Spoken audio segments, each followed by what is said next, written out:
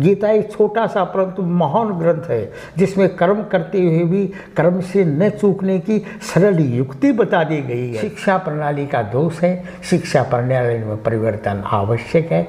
ये मेरा हर वक्त मैं यही निवेदन करता हूँ, शिक्षा प्रणाली को हटाओ, शिक्षा प्रणाली में वो चीज़ लाओ जो कि आगे हमारी भावी पीढ़ी के लिए एक उत्कर्ष का साधन बन जाए। आग में पड़कर कभी दिल को जलाया है, कभी बेकस की खातिर जान पर सदमा उठाया है। अरे कभी आंसू बहाए हैं किसी की बदनसीबी पर, कभी दिल तेरा भर आया है मुफलिस की गरीबी पर। सरी के दर्द दिल होकर किसी का दुख बटाया है, मुसीबत में कभी किसी के आफत ज़दा के काम आया है। आज अपने साथ में ठाकुर आनंद सिंह शेखावत जी हैं और इनको सभी लोग जानते भी हैं। तो सर सबसे पहले तो संक्षिप्त में आपका परिचय दीजिए। मेरा नाम तो आपने जान लिया। हाँ, आनंद है, आनंद मेरा नाम है। और मैं दरअसल क्या है 91 ईयर्स का हो गया, 51 वर्ष का हो गया। तो 100 वर्ष का अनुभव है। और उसके पहले भी जो बुज़ुर्गों से सुनते आए उनकी भी जानकारी तो रहती ही हर एक को, कोई ऐसी बड़ी बात नहीं है। पर मुझे याद है कि दरअसल मेरा जीवन जो है वो ऐसा रहा कि मेरे पिताजी ने कभी भी ऐसा नहीं कहा कि बेटा ये बनना है, कभी भी नहीं कहा उन्होंने। क्योंकि मेरे पिताजी की सारी देन है। मेरे पिताजी अनपढ़ थे, तो जब वो जिस घर में गोद आए उस घर में सवेरे पटेल जी आते थे। उनका नाम था हरमुख राय पटेल, और लोहे की एक वो रखते थे और उसमें आटा लोग डालते थे। वो आते थे, उनको बताया करते थे ये मंगलवार है 11 से आज। वो इतने विद्वान थे, प्रकांड पंडित थे कि मेरे पिताजी कहते थे मेरे को भी कैखे गगड़े सिखाओ। तो वो एक पट्टी लेकर के, स्लेट लेकर के उस पर लिखाया करते थे। अच्छा। और इस प्रकार से मेरे पिताजी ने जो है किसी स्कूल में नहीं गए, परंतु वो इतने प्रखर बुद्धि थे कि जब मैं 10वीं 12वीं क्लास में था उस समय मैं देखता था कि वो शास्त्र का ज्ञान सीख रहे हैं। बड़े बड़े पंडित आकर के उनको यह पंचांग है वो खोल रहे हैं, लोगों का कैसा ग्रह होगा कैसा नहीं होगा, ब्रश छाँटना और छाँटना, पंडितों की लहू लगी रहती थी और उनसे शास्त्रार्थ करते थे। तो इतने प्रखर बुद्धि थे कि उनके बारे में एक बार बवाई नाम का एक कस्बा है, उसमें हिंदू मुस्लिम एजिटेशन हो रहा था और करोल साहब उसके इंचार्ज थे। और खेतरी नरेश जो है वो बारहटला करने गए हुए थे, बैरिस्टर। जब अंग्रेज़ों के टाइम में कोई जागीरदार बाहर जाता था बारहटला करने, तो उस समय वो रेजिडेंट अपना बैठाते थे। उसका मालिक अंग्रेज़ का ही रेजिडेंट होता था। आबू में ऑफिस था उनका, आबू रोड। तो एक करोल साहब नाम के थे। तो करोल साहब वहाँ पर रेजिडेंट रहे 8-10 वर्ष तक। उस बीच में हिंदू मुस्लिम एजिटेशन हो गया। वो एजिटेशन क्या हो गया कि ताजिया निकलेगा तो ये पेड़ है, हमारा ताजिया झुकेगा नहीं, पेड़ उगा देगा। तो एक प्रश्न इस प्रकार से खड़ा हो गया। तब वहाँ पर लोगों ने मेरे पिताजी को पंच बनाया और ये कहा कि भाई बात ऐसी है कि खून खराबा हो, उससे अच्छा है तो बात की रही जाए। उसके अंदर एक गणपत राम जी सुवेलिया भी थे और सुंदरदास जी का मेला भरता है ना, वहाँ पर एक रघुनाथ प्रसाद जी थे। उनको कईयों को पंच बनाया। 5 आदमी मुस्लिम से लिए, वर्ग से लिए, 5 आदमी इधर से लिए। तो मेरे पिताजी ने कहा ये बात ऐसी है कि फैसला तो हो जाएगा, पर मैं जो फैसला करूँगा और उस पर अगर अमल नहीं हुआ तो खून खराब हो जाएगा, इसलिए इस बात पर पाबंद हो जाओ कि मैं करूँ तो होगा।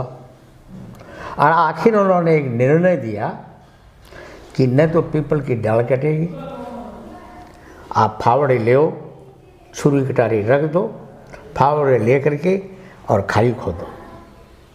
और उन्होंने नहर बनाई, नहर बना करके और उसमें ताजिया निकला, उसमें हिंदू मुस्लिम दोनों ने जुलूस को निकाला।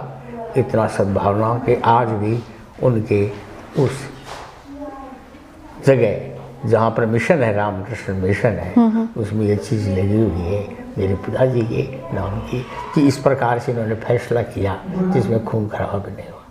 तो इतनी प्रखर बुद्धि थी। उन्होंने मुझे पढ़ाया तो कभी ये नहीं कहा कि तू ये बनना है, कभी नहीं कहा उन्होंने ये बनना है। और क्या है कि वो क्या करते थे कि आदमी क्या है, आदमी बनता है संस्कार से, संस्कार से। संस्कार होना जरूरी है। कहते थे कि ब्याह शादी के पहले गर्भाधान, पुंसवन, सीमंतों, संस्कार आदि जो है उसका ज्ञान उसको होना चाहिए। और जैसे संस्कार होंगे वैसी ही संतान होगी, इसमें कोई दो राय नहीं है। और इस प्रकार से संस्कारवान शिक्षा हमारे महर्षियों ने अपने ज्ञान के द्वारा व्यक्ति को संस्कारित करने की विधि संस्कारों के रूप में प्रस्तुत की। और इन प्रमुख 16 संस्कारों का लाभ उठाकर जब तक हम संयम सदाचार के मार्ग पर चलते रहे, तब तक भारत विश्व में गुरु स्थान को प्राप्त करता रहा।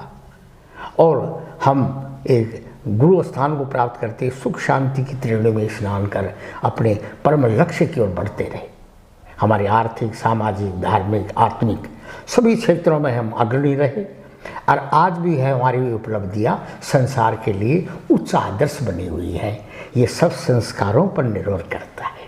मेरे पिताजी कहते थे संस्कारवान बनो, संस्कारवान जैसा कोई नहीं है। जैसे भी आप कहते हैं कि ये बच्चा ऐसा होगा, नहीं, आपका जो जीवन था, आपने जैसे संस्कार दिए हैं वैसे ही होते हैं।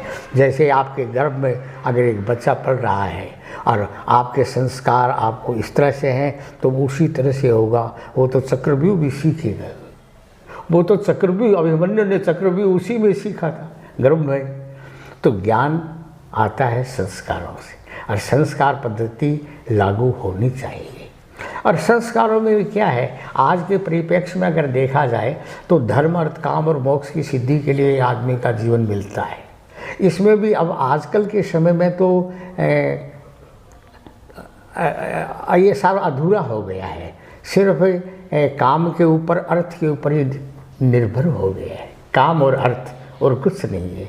इसलिए ये काम और क्रोध भी धर्मानुगामी न होने के कारण ये भी हमें अच्छे मनुष्य नहीं दे रहा है, अच्छे विचार नहीं दे रहा है। और ये जो कुरीतियाँ फैली हुई है, सुसाइड करने की, आगे बढ़ने की लालसा, ये सब संस्कारों की कमी के कारण है। ये मैं अपना सिद्धांत मानता हूँ।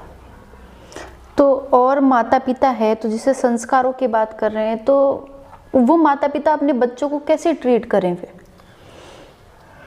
नहीं, माता पिता हर एक बच्चे को यही सिखाएंगे कि बच्चा प्रातःकाल उठ के रघुनाथा, माता पिता गुरु नावई माता। लेकिन वो तो यही कहेंगे, क्योंकि वो ये कहेंगे, माता पिता ये कहेंगे बड़ों का आदर करो, है भाई भाई से प्रेम रखो। वो अच्छी चीज़ें दिखाएंगे, वो कभी खराब चीज़ नहीं बताएंगे उनको।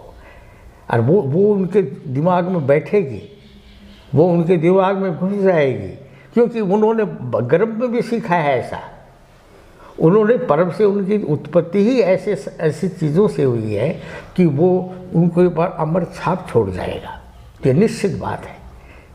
इसलिए तो संस्कारों का प्रधान के बताया है। और ये शिक्षा प्रणाली में दोष है। आज से शिक्षा प्रणाली में संस्कार का ज्ञान नहीं है, शिक्षा प्रणाली में दोष है। क्योंकि कहा है, यहाँ मैं गीता में देखो कितनी सुंदर बात कही है, भगवान ने क्या कहा है यत्र यत्र, वो कहते हैं कि सारा सार उसमें कर दिया है कि जो बालक बालिकाएँ हमारे धर्माचार्य बनने वाले हैं, राष्ट्रपति बनने वाले हैं, और ये समझो वैज्ञानिक बनने वाले हैं, धर्मगुरु बनने वाले हैं, उनके गले के नीचे गीता का ज्ञान दे देना चाहिए। जब गर्भ में बच्चा हो तब भी अगर गीता का ज्ञान उसको सुनाया जाता है, अपनी धर्मपत्नी या अपनी फैमिली के साथ में गीता का ज्ञान सुनाया जाता है, तो वो ज्ञान जो है वो अमर रहता है। और वो गीता नाम बोलने बोलो किसी ने, मैं एक बार मैं एक स्कूल में यहाँ स्पीच दे रहा था, तो उसमें मैंने गीता के बारे में कहा कि गीता का भी कभी कभी प्रार्थना के समय टीचर्स को जो है गीता का नाम बताना चाहिए, गीता का ज्ञान थोड़ा देना चाहिए। तो किसी ने आवाज़ आई कि इस जगह गीता का ज्ञान सिखा रहे हैं। तो मेरा मतलब कि गीता का ज्ञान आप सिखाइए छोटे छोटे बच्चों को जो गर्भ में है, तब भी गीता की ज्ञान दिया जाए। गीता एक छोटा सा परंतु महान ग्रंथ है, जिसमें कर्म करते हुए भी कर्म से न चूकने की सरल युक्ति बता दी गई है। गीता के अनुसार चलने वाला मनुष्य न कभी कर्तव्य से चूकता है, न कभी बंधन को प्राप्त होता है। इसलिए गीता जैसी बातें, रामायण जैसी बातें हमको ज़रूर सीखनी चाहिए। तुलसीदास जी का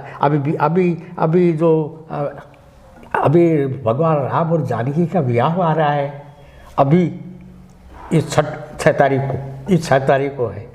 अब बोलिए कि हमारे यहाँ अयोध्या के अंदर नेपाल से वो भी बुला रहे हैं, और हम भी यहाँ विचार कर रहे हैं कि हमारे सदाशिव सुंदर मंदिर में भी पोशाक पहनाते हैं। इसके ऊपर ये बहुत बड़ा पर्व है, इसके ऊपर यदि इस समय ऐसा ज्ञान दिया जाए हर मंदिर में, हर जगह, कि राम और सीता के विवाह के ऊपर हम बालकांड की वो चौपाइयाँ पढ़ें, हैं उपबीत ब्याह उत्साह मंगल सुमिज सादर गावई वैदेही राम प्रसादते जन सर्वदा सुख पावई सिय रघुवीर विवाह जय स प्रेम गावई सुने तिन कह सदा उछाह मंगला यतन राम जस। तो इस प्रकार का जो ज्ञान है वो उसमें आएगा, ये निश्चित बात समझिए। शिक्षा प्रणाली का दोष है, शिक्षा प्रणाली में परिवर्तन आवश्यक है। ये मेरा हर वक्त मैं यही निवेदन करता हूँ, शिक्षा प्रणाली को हटाओ, शिक्षा प्रणाली में वो चीज़ लाओ जो कि आगे हमारी भावी पीढ़ी के लिए एक उत्कर्ष का साधन बन जाए। ये चीज़ है। जैसे हम अपने विचार करते हैं, पहले हम जब सवेरे उठते थे तो हमारे माता पिता ऐसे कहते थे कि अभी सूरज उदय हो सी, सूरज तो उगवाड़ो है और तो उठे ही नहीं। यानी वो सूर्य उदय होने से 15-20 मिनट पहले उठाया करते थे, वो पहले उठाया करते थे। वो कहते थे सूर्य उपासना करो, अर्थात सूर्य की जो 15 मिनट पहले उदय काल की लालिमा में लसा हुआ जो सूर्य होता है, उसकी आभा ही दूसरी होती है और उससे अमृत वर्षा होती है। इसलिए जो बच्चे, जो नवयुवक सवेरे उठ करके और टहलते हैं और भगवान सूर्य नारायण की जो आभा है उसमें स्नान करते हैं, उस लालिमा में, उस लालिमा, वो उदय काल की लालिमा में लसे हुए जो सूरज है उसकी लालिमा का दर्शन करते हैं। आँखें कभी चश्मा नहीं लगाना पड़ता, उसको कभी ज्ञान की कमी नहीं रहती है, उसकी बुद्धि प्रखर होती है और खोए गया जो भी विकृतियाँ होती हैं, दोष होते हैं, रोग होते हैं, वो सब नष्ट हो जाते हैं सूर्य मात्र की उपासना से। वो हमें पढ़ाया करते थे उस समय, मेरे पिताजी बताया करते थे कि बेटा ये सूरज क्या है, यानी सूरज क्या है, ये कि ब्रह्मा जी के 4 मुखों से 4 वेद आविर्भूत हुई, 4 वेद जो तेज से उद्दीप्त हो रहे थे, दिख नहीं रहा था। तो ब्रह्मा ओंकार के शब्द ने इन चारों को आवृत कर लिया। इस प्रकार ओंकार के तेज में मिलकर चारों एकीभूत हो गए और वही वैदिक तेजों में सूर्य देवता है। ये सूर्य देवता सृष्टि में सबसे पहले आदि में उत्पन्न हुए, इसीलिए इनका नाम आदित्य पड़ा। इस प्रकार भगवान सूर्य वेद आत्मा है, वेद संस्थित है, वेद विद्यामय है, ये ज्ञानमय विज्ञानमय है। जो सूर्य नारायण की उपासना टहल लेता है उसके कोई रोग होते ही नहीं है, विकार होते ही नहीं है, विकृति आती ही नहीं है। पर ये हमेशा रोज़ाना डेली करने का कार्य है, इसमें संकल्प लेना चाहिए। हमारे माता पिता ऐसे करते थे, हम आज 91 वर्ष के होकर के भी हम तो वही बात याद रखते हैं जो 91 वर्ष पहले की बातें बताया करते थे। तो मैं 200 वर्ष की बात भी कोई बता सकता हूँ। क्यों? इसलिए बता सकता हूँ कि मैं उस नियम का पालन कर रहा हूँ कि मैं सूर्य उपासना कर रहा हूँ, सूर्य को अर्घ्य देता हूँ। अब सवेरे जब हम उठते हैं, गोकुल है आपका द्वार के ऊपर ही, गौ माता के दर्शन करते हैं तो गाय का दूध पीते हैं। गाय के गोमे, गाय का स्वरूप क्या है? ब्रह्मा जी ने समुद्र मंथन किया तो गायें उत्पन्न हुई, नंदा सुभद्रा सुरभि सुशीला बहुला, इनको लोकोपकार कहा। ब्रह्मा जी ने कहा मुझे बड़ी संतुष्टि हुई। तो कैसे संतुष्टि हुई? कामधेनु, यानी मुझे देवताओं की तृप्ति का साधन मिल गया। इसलिए लोक माता का, गाय को लोक माता कहकर पुकारा। तो लोक माता कहकर पुकारा तो गायों को किसको सौंपे? गायों को उन्होंने जमदग्नि, असित मुनि, गौतम मुनि, भारद्वाज मुनि और महर्षि वशिष्ठ को सौंप दिया। और इन्होंने उत्तरदायित्व निभाया और आज वो गौएं जो हैं हमें सब कुछ उपलब्धि देती है। गौ में गोरोचन होता है, गौ में गोमय होता है, गोमूत्र होता है, दूध होता है, दधी होता है, घी होता है। घी से देवताओं की तृप्ति मिलती है। वेद, आप महर्षि लोग हैं, ऋषि महर्षि लोगों के हृदय में तो वेद मंत्र निवास करते हैं और गायों के हृदय में हवि रहती है। गायों से यज्ञ प्रवृत्त होता है और गायों से ही सारी सृष्टि को जीवन मिलता है, सारी सृष्टि को जीवन मिलता है। पहले ये समझते थे कि पहले ये समझा करते थे कि हम पृथ्वी पर पैर रखें। ओम पृथ्वी त्वया धृता लोका देवी त्वं मृषो धृता त्वं मृषधारे माम देवी पवित्रम कुरु शासनम। हम शयन कक्ष में उठते थे तो हमारे माता पिता ऐसे कहते थे, पृथ्वी को प्रणाम करो। पृथ्वी, जल, अग्नि, वायु, आकाश, ये पंच तत्व हैं, इनको प्रणाम करना बहुत जरूरी होता है। क्षमा नहीं करेंगे नहीं तो क्षमा मांगते थे हम। और जब हम पृथ्वी पर पैर रखते थे और पैर रख करके और फिर हम क्या करते थे? ओम आकृष्ण जलसा वर्तमानो, हम सूर्य को नमस्कार करते थे, सूर्य को नमस्कार करते थे। और सूर्य क्या कहते हैं? हम सूर्य को क्या कहते हैं?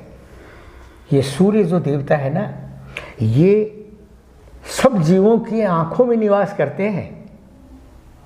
चराचर जगत में जितने भी जीव हैं, नभचर, थलचर, जलचर, स्वेदज, अंडज, उद्भिज, जरायुज, 84 लाख योनियों में जन्मे जितने भी जीव हैं उन सब की आंखों में सूर्य भगवान प्रवेश करते हैं। सूर्य सबकी आंखों में रहते हैं और सूर्य नारायण भगवान हमें अपनी बनाई हुई सृष्टि को दिखाते रहते हैं कि ऐसा है। वो अपनी दृष्टि को दिखाते हैं अपनी आंखों से और वो कहते हैं कि लक्ष्मी क्या है? लक्ष्मी ये है तुम्हारे समुद्र वशने देवी पर्वतस्थल मंडले विष्णु पत्नी नमस्तुभ्यम पाद स्पर्श अक्षस्वे। हे पृथ्वी, तुम मुझे माफ करना, तुम्हारे वस्त्र जो है, ये जो पहाड़ है ना, ये जड़ी बूटियाँ हैं ना, ये पर्यावरण है ना, ये मेरी लक्ष्मी माता के सतन हैं, बोबे हैं जिनसे हमें दूध देती है, पालन करती है। इसलिए इन जड़ी बूटियों को ख़त्म मत करो, पहाड़ों को खत्म मत करो। जड़ी बूटियाँ नहीं होंगी तो हमारा जीवन नहीं रहेगा। समुद्र वशने देवी, और समुद्र रूपी वस्त्र को धारण करने वाली है वो। समुद्र तक को, पर्यावरण को सुरक्षित रखना ये हमें सिखाया जाता था, हमें बताया जाता था और हम उसका पालन करते आए। तो इस प्रकार से जो है सूर्य नारायण भगवान की उपासना करना, गौओं का सेवन करना और अपने आचरण को शुद्ध रखना, ये हमारा धर्म है।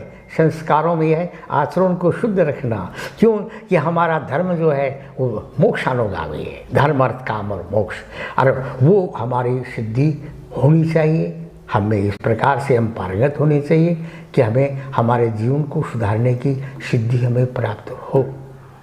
जब हम कहते हैं कि पराई आग में पड़कर कभी दिल को जलाया है, कभी बेकस की खातिर जान पर सदमा उठाया है, अरे कभी आंसू बहाए हैं किसी की बदनसीबी पर, कभी दिल तेरा भर आया है मुफलिस की गरीबी पर, सरी के दर्द दिल होकर किसी का दुख बटाया है, मुसीबत में कभी किसी के आफत ज़दा के काम आया है। ये हमसे पूछते हैं भगवान जब हम वहाँ जाते हैं, जब ये नहीं पूछते तू कैप्टन था या मिनिस्टर था या तेरे पास पैसे थे, कुछ नहीं पूछते हैं। हमें ये पूछते हैं कि तुमने भलाई क्या की। दीन दुखियों कभी न भूल सताओ, दीनों दुखियों को कभी न भूल सताओ, प्रत्युत तुम उनके सुहृदय बन जाओ, जैसा बोओगे बीज मिलेगा वैसा, जैसा पाओगे फल पाओगे वैसा। करो न कभी किसी की बुराई, सुख चाहो तो नित्य करते रहो भलाई। ये हमारा सिद्धांत होना चाहिए। जब हम भला करेंगे, उपकार करेंगे, उपकार की भावना होगी, जब वर्ण अक्षर जो हमारी जो वर्णावस्था है, हमारी दिनचर्या है, उसके अनुसार हम कर्म करेंगे। जैसा करोगे कर्म वैसा पाओगे फल। जो हमेशा परजन हिताय सुख में लगा रहता है, परजन सुखाय में लगा रहता है, परम कल्याणकारी कार्य कार्यों में लगा रहता है, दूसरों के दुख दूर करने की चिंता रहती है, दूसरों के कष्टों का निवारण करने की रहती है, वो महान गिना जाता था। उस समय करोड़ रुपयों से नहीं गिना जाता था। मान क्या दें हम, क्या दें किसी को?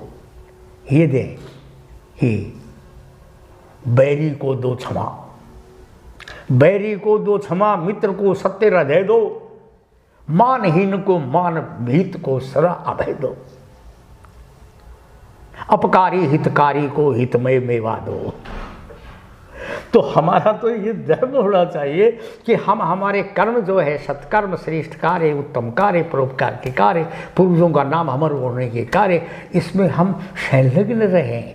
दूसरे के पड़ोस के अंदर कहीं दुख हो रहा है, आपके गाजा बाजा हो रहा है, आप सब बंद कर दो, क्योंकि आप दूसरे पड़ोस के अंदर दुख है, वो मेरा भाई है, मेरा पड़ोसी है। मैं कहता हूँ आत्मीयता का ऐसा संदेश जाएगा संसार में, ऐसा संदेश जाएगा जो आपको किसी स्कूल पाठशाला में नहीं मिलेगा। इसलिए क्या है, आचरण सबसे श्रेष्ठ होता है। जैसा करता फल पाता वैसा, आचरण सबसे श्रेष्ठ होता है और मनुष्य उसकी बात करता है। अभी ये हुआ था ना 10-20 दिन पहले कि धन्ना बाबा का जन्मदिन था, तो यहाँ धन्ना बाबा का कोई मनाए नहीं करता। मैं बहुत संस्थाओं में गया, यहाँ विद्वान लोग सब हैं, है ना, कभी नहीं बनाया जाता जन्मदिन। तो धन्ना बाबा के लिए मैं बधाई देने गया, स्काउट्स एंड गाइड्स की वो थी, सभी लोग थे वहाँ। तो मैं अपने शिक्षा अधिकारी भी थे, तो मैंने कहा भाई आज धन्ना बाबा की बधाई देने में आया हूँ। आज धन्ना बाबा का जन्म दिवस है और धन्ना बाबा के दिवस में मैं ये देना चाहता हूँ, हाँ, जो भी मैंने देना चाहता हूँ। और इसके अंदर हमेशा धन्ना बाबा का जन्म दिवस मनाया जाए, ये बताया। तो लोगों ने कहा कि धन्ना बाबा क्या था? धन्ना बाबा क्या थे? वो भगत थे, आचरण में बहुत श्रेष्ठ थे। उन्होंने रामानंदाचार्य के टाइम में जब वो थे, उस समय धन्ना बाबा भी तो ये 10 शिष्य थे ना रामानंदाचार्य के, उनमें मुख्य थे कबीर है, सेन है, ये सब पिपाजी हैं, ये सब। तो वो धन्ना बाबा उनमें से थे। तो एक बार धन्ना बाबा जा रहे थे हल लेकर के, जो पिताजी ने कहा कि जाओ और हल जोत के आ जाओ। तो वो गेहूँ की बोरी लेकर के और बैल के ऊपर चढ़ के, बैल के ऊपर रख करके जा रहे थे। रास्ते में साधु संत मिल गए और उन्होंने कहा वाह हमें कुछ दो। वो गेहूँ उनको दे दिया। और जा करके अपने खेत में बीज बो दिया। बीज क्या बोएगा, हल चला दिया। आकर के माँ बाप को बोला नहीं और दुखी हो गए। 3 दिन हो गए, 4 दिन हो गए, 5 दिन हो गए। सिगड़ी होया करती थी पहले, आग में तपा करते थे ना हमारे टाइम में, सिगड़ी होती थी, तो उसमें बैठे बैठे सब बातें करते थे चौपाल पर कि आज फसल किसकी होगी, आज फसल किसकी हुई अच्छी। और बोले दल्ला बाबा के तो बहुत अच्छी लगती है मुझे तो। और दंडा ने सोचा कि कृष्ण लगी मैं तो बीज नहीं बोया, मैंने बीज ही नहीं बोया था। अरे ये मुझे चढ़ा रहे हैं, आज तो बड़ा मुश्किल, भूख दिखा रहा है वो, 4-5 दिन से खाना नहीं खाया है। और जब 5वें 6ठे दिन तो ये एक बार फिर सुनी कि दंडा जैसी तो लागत अब के हुई नहीं, ऐसा गेहूँ खड़े। तब सोचा कि चलो अपन भी देखा तो गेहूँ से लटपट हो रहे। तो वहीं पर वो नाचने लगे भगवान कृष्ण में वो, क्योंकि भगवान कृष्ण ने 11 वर्ष तक उनको बाजरे की रोटी और मक्खन खिलाया था। बाजरे की रोटी और मक्खन साथ में खाया था। और फिर कृष्ण ने कहा था अब जाओ रामानंद आचार्य के शिष्य बन जाओ। और फिर रामानंद आचार्य के शिष्य बने थे। तो उनके मुख से निकला कि वो मैं इस ज़मीन में तो मैंने बीज नहीं बोया, पर उस ज़मीन में मैंने बीज बो दिया जहाँ बोए हुए बीज का फल कभी निष्फल नहीं जाता है। ये हमारे सामाजिक थ्योरी है, हमारी संस्कृति की धरोहर है। तो हमारे साहित्यिक, सामाजिक, सांस्कृतिक धरोहर को अक्षुण्ण रखना हमारा परम कर्तव्य बनता है बेटा, हमारा परम कर्तव्य बनता है, मौलिक कर्तव्य बनता है। ये अक्षर भंगुर है कि कोई कितना बन गया, कोई क्या, कुछ नहीं है इसमें, कोई सार तत्व नहीं है। सार तत्व तो उसमें है जहाँ आचरण श्रेष्ठ होते हैं और एक दूसरे का हित चाहते हैं और एकता होती है, एकता, समानता, हम सब एक हों, हम सब एक हों, ये नारा होना चाहिए। एक ही गार, एक ही पानी, एक गधे संसारा, एक जाति। हम सारा का संगठन एक होगा तो हम मजबूत होंगे और भारत विश्व गुरु की नाव से प्रसिद्ध होगा।